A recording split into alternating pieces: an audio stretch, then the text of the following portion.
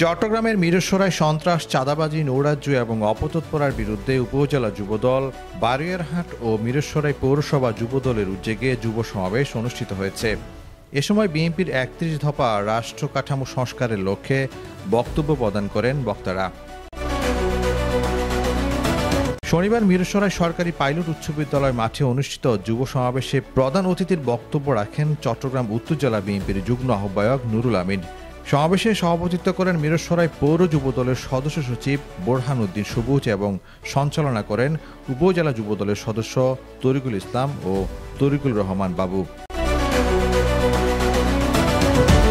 অনুষ্ঠানের প্রধান বক্তা হিসেবে বক্তব্য রাখেন চট্টগ্রাম উত্তর জেলা বিএনপির সদস্য আব্দুল আওয়াল চৌধুরী। এ সময় বিশেষ অতিথি হিসেবে উপস্থিত ছিলেন বিএনপির যুগ্ম আহ্বায়ক আজিজুল হক চৌধুরী, মিরসরাই উপজেলা বিএনপির যুগ্ম আহ্বায়ক নুরুল আফসার, বারইয়ারহাট পৌর বিএনপির যুগ্ম আহ্বায়ক জসিম উদ্দিন এবং অন্যান্য নেতৃবৃন্দ।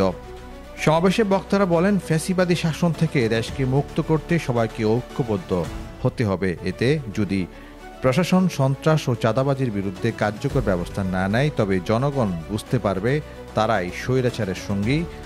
আগামী নির্বাচনের জন্য রাজপথে থাকব এবং ফ্যাসিবাদী শক্তির বিরুদ্ধে ঐক্যবদ্ধ লড়াই সংগ্রাম চালিয়ে যাব। সমাবেশ পরবর্তীতে মিরসরাই পৌর সদরের সন্ত্রাসীদের বিরুদ্ধে বিক্ষোভ সমাবেশ অনুষ্ঠিত হয়েছে।